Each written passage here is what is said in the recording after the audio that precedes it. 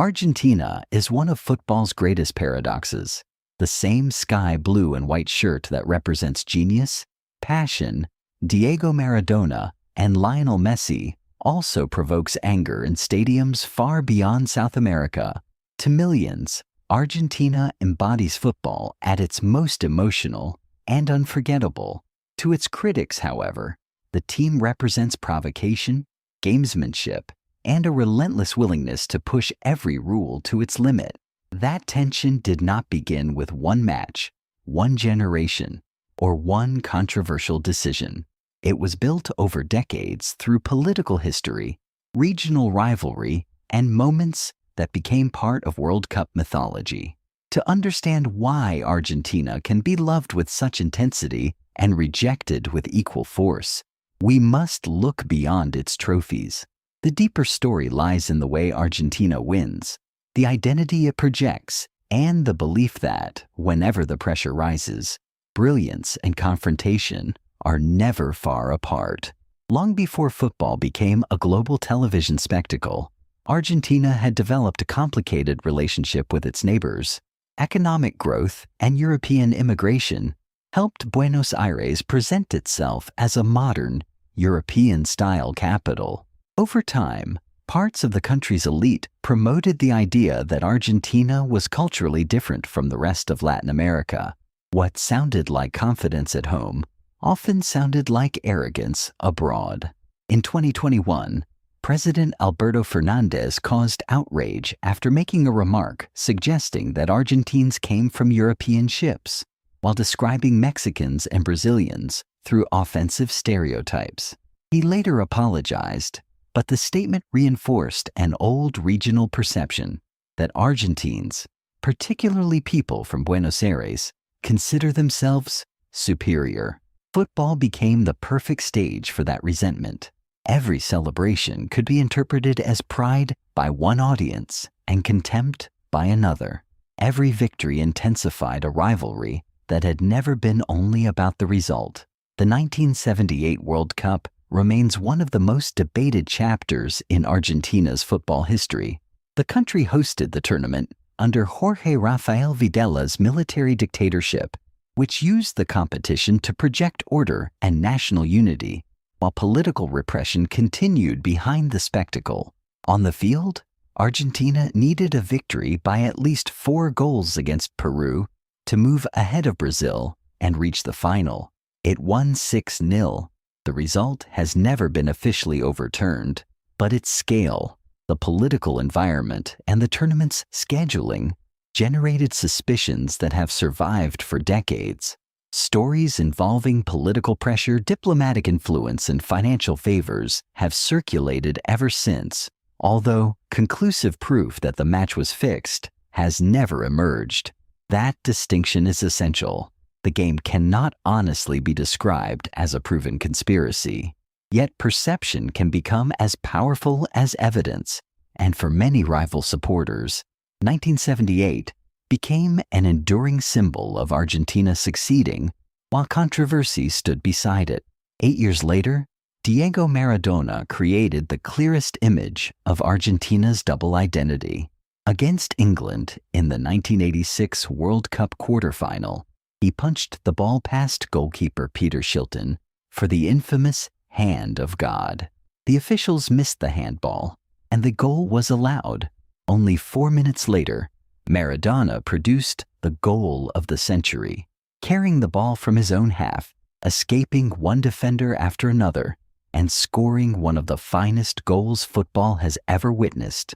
Deception and genius appeared in the same match, through the same player. In Argentina, the first goal was celebrated as cunning, and, for some, symbolic revenge following the Falklands War. In England, it became proof that cheating had been rewarded. The second goal made the debate even more complicated. Maradona had also defeated England through undeniable brilliance. That combination shaped Argentina's international image for generations.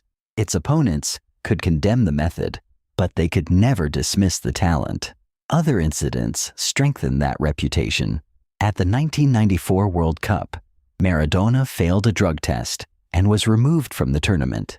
In 1998, Diego Simeone exaggerated his reaction after David Beckham kicked out in frustration, helping draw the referee's attention to the act that produced Beckham's red card.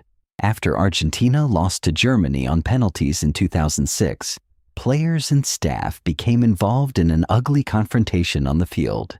Then came Qatar 2022, where Argentina's triumph finally delivered Messi's World Cup, but also intensified arguments about penalties, refereeing, and aggression. The quarterfinal against the Netherlands became particularly hostile, featuring hard tackles, verbal confrontations, and the ball being blasted toward the Dutch bench. No single episode fully explains the hostility surrounding Argentina. Together, however, they created a pattern in the minds of rival supporters. Argentina does not simply compete. It provokes, disrupts, survives chaos, and frequently appears most comfortable when a football match becomes personal. This is where the Argentine concept of viveza criolla becomes central. It can describe street intelligence, recognizing an opportunity, exploiting an opening, and gaining an advantage before the opponent can react. In football, admirers interpret it as competitive intelligence and psychological strength. Critics see manipulation, simulation, and deliberate rule-bending. Argentina's success magnifies that disagreement. Aggression from a losing team is quickly forgotten. Aggression from a champion becomes part of its identity. Messi added another dimension. For years, he was viewed as quiet, controlled, and detached from confrontation. During Qatar 2022, however, he answered opponents, challenged referees, and embraced the emotional disorder surrounding the team. Argentine supporters saw leadership, courage, and personality. Rival fans saw even football's most admired star adopting the same dark arts they had long associated with Argentina. Success alone does not explain the hostility. Brazil, Germany, and Spain have all dominated international football without generating exactly the same reaction. Argentina's reputation comes from the combination of victory, emotional intensity, confrontation, and extraordinary individual talent. If the team were unsuccessful, much of its behavior would be dismissed as temporary frustration. Because Argentina keeps winning, every provocative celebration, controversial decision, and act of gamesmanship receives global attention. And when figures as important as Maradona and Messi stand at the center of the story, the scrutiny becomes even greater. Argentina, therefore, remains impossible to ignore, admired for its genius, criticized for its methods, and debated long after the final whistle. That may be the real reason the team inspires such extreme reactions. People are not simply watching football. They are choosing what they believe football should represent. If this perspective gave you a deeper understanding of Argentina's complicated legacy, consider subscribing, leaving a like, and sharing the video with someone who sees the team differently.